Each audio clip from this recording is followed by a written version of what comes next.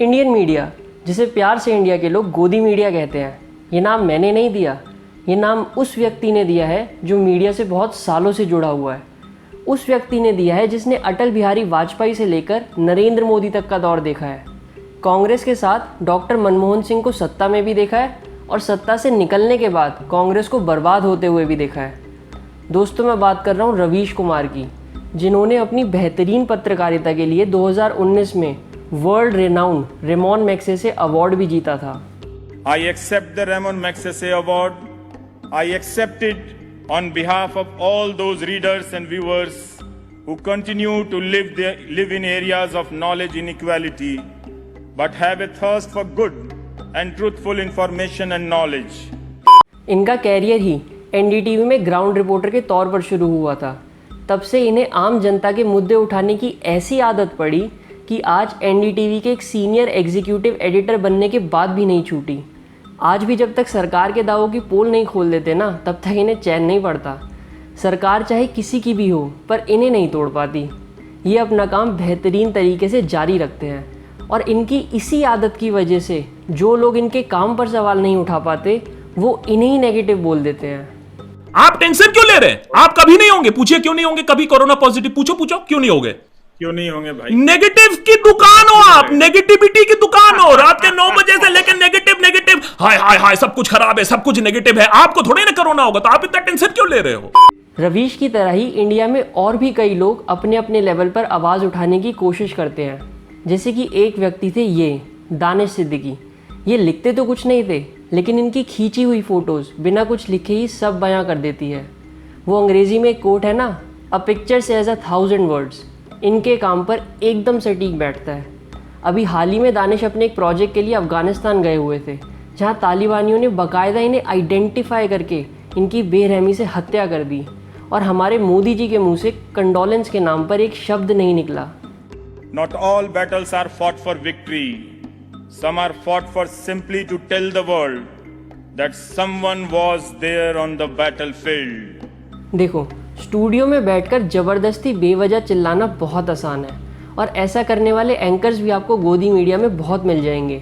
लेकिन ग्राउंड पर जाकर असल मुद्दों की रिपोर्टिंग करने वाले रिपोर्टर्स आपको बहुत कम मिलेंगे।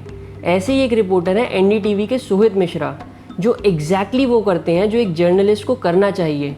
दिन भर फील्ड पर रहकर रिपोर्टिंग करते हैं, जिनकी कोई नहीं सुनता उनकी भी आवाज़ उठाते हैं। सालों से बेघर हुए गरीबों की आवाज़ बनते हैं। सरकार से सही दाम ना मिलने पर किसानों की आवाज़ बनते हैं। पेट्रोल, गैस और डीजल के बढ़ते दामों से परेशान आम आदमी की आवाज़ बनते हैं। कोरोना से बर्बाद हुए व्यापारियों की आवाज़ बनते हैं। सर्दी हो, गर्मी हो, कोरोना हो या फिर दंगे हो, तब भी बिना रुके बिना झुके अपना काम ईमानदारी से करते हैं। जिस तरीके से इस पर राजनीति हुई है, कुछ बीजेपी के नेता भी मौजूद थे। नागरिकता कानून को लेकर जो है प्रो सीए एक प्रोग्राम किया गया छोटे बच्चों के साथ। मैंने आपको जवाब दे दिया है। लेकिन आपको नहीं लगता ये राजनीति गलत है? और ऐसे भी बात किया गया कि वहाँ पर ऐसा कहा गया कि कुछ गद्दार हैं जो इसका विरोध कर रहे हैं। मैंने आपको जवाब दे दिया। सर, ये सारे सवाल नहीं पूछे गए थे। मैंने आपको जवाब दे दिया। और बिल्कुल ऐसे ही जर्नलिस्ट जनता की ज़रूरत है। Do you get my point? देखो, ऐसा नहीं है कि गोदी मीडिया में ग्राउंड रिपोर्टर्स नहीं हैं, ऑफ कोर्स है, लेकिन वो सिर्फ उन्हीं मुद्दों की ग्राउंड रिपोर्टिंग करते हैं जिनसे सरकार के लिए इलेक्टोरली फ़ायदा निकाला जा सकता है। और इनकी इसी बायसनेस की वजह से आज इंडियन मीडिया दुनिया भर में बदनाम है। फॉरेन एंकर्स इंडिया की रिपोर्टिंग को देखकर कुछ इस तरह से रिएक्ट करते हैं।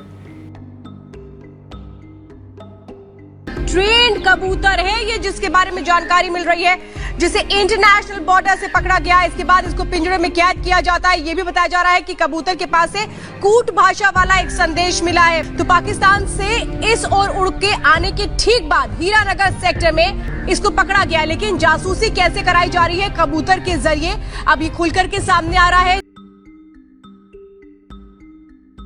A Pakistani villager is pleading with Indian Prime Minister Narendra Modi to free his pet pigeon, currently in pigeon prison, on charges of spying. Police said the pigeon had a ring on one of his legs that had a code on it they were trying to decipher. But the man says the code is just his phone number and says India needs to stop victimising innocent birds. I think the worst thing is that villagers captured the bird and handed it over to police. Here's a picture I got of the pigeon in pigeon prison.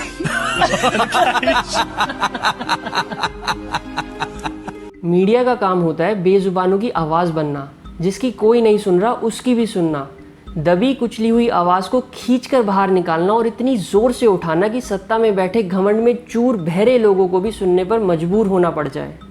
और सबसे ज़रूरी, उनसे सवाल पूछना जो सपने दिखाकर सत्ता में आए हैं। लेकिन हमारा मीडिया इसका बिल्कुल उल्टा करता है। वो सरकार के लिए आवाज़ उठाता है और जनता को ब्रेन वॉश करता है। वो समझ रहे हैं ये पत्रकार है, अपना काम कर रहे हैं। नहीं, अब वो पत्रकार पत्रकारिता का काम नहीं कर रहा है, वो एंटी सिटीजन मीडिया है और प्रो गवर्नमेंट मीडिया है। इसलिए जो भी वॉइस सिटीजन की तरफ से उठता है उसको डिमोनाइज करता है, उसको बताता है कि आप शैतान हैं, आप देश के लिए खराब हैं। जो जर्नलिस्ट जनता की आवाज़ उठाने की कोशिश करते हैं उनको अलग अलग तरीके से दबाया जाता है। किसी पर UAPA लगाकर उसे सालों जेल में सड़ाया जाता है, किसी को फर्जी पुलिस केस में फंसाया जाता है, तो किसी के घर या ऑफिस में ED या IT से रेड पड़वाई जाती है। और इस तरह से आवाज़ को दबाने का नतीजा डेटा में साफ नज़र आता है, क्योंकि तभी तो वर्ल्ड में इंडिया की प्रेस फ्रीडम इंडेक्स रैंकिंग 142 है 180 कंट्रीज़ में से। हमारे आसपास म्यांमार, कंबोडिया और पाकिस्तान जैसी कंट्रीज़ हैं, यानी वो कंट्रीज़ जिनमें या तो कभी डेमोक्रेसी थी ही नहीं या फिर लगभग ख़त्म होने की कगार पर है। इनफैक्ट नेपाल और भूटान की रैंकिंग भी इंडिया से बेटर है। जुलाई 2021 में RSF ने एक रिपोर्ट निकाली जिसका नाम था प्रेडेटर्स ऑफ प्रेस फ्रीडम, यानी मीडिया की आज़ादी को खाने वाले लोग। इस रिपोर्ट में दुनिया भर से 37 लीडर्स के नाम थे, जैसे कि नॉर्थ कोरिया के किम जोंग उन, चाइना के शी जिनपिंग, सऊदी अरेबिया के मोहम्मद बिन सलमान और भी कई सारे तानाशाहों के नाम थे। लेकिन सबसे इंटरेस्टिंग बात ये थी कि इस लिस्ट में ऐसे लोगों के साथ भारत के प्रधानमंत्री नरेंद्र मोदी का भी नाम था, जो कोई हैरानी की बात नहीं है अगर आप गोदी मीडिया देखते हैं तो। Indian media is in a state of crisis, and this crisis is not accidental or random, but systemic and structural. India के आम लोग गोदी मीडिया को देखकर नफरत से भरे जानवर बनते जा रहे हैं, दंगई बनते जा रहे हैं। और ये यहीं नहीं रुकेगा, ये ऐसा करते जाएंगे, क्योंकि इससे नेताओं को वोट मिलेंगे, गोदी मीडिया को पैसा मिलेगा और कटेगा आपका। तो ये बहुत ज़रूरी है कि आप लोग समझो कि स्टूडियो में बैठकर बेवजह चिल्लाने वाले इन एंकर से आपको कुछ नहीं मिलने वाला, क्योंकि असली मुद्दे स्टूडियो में नहीं सड़क पर मिलते हैं।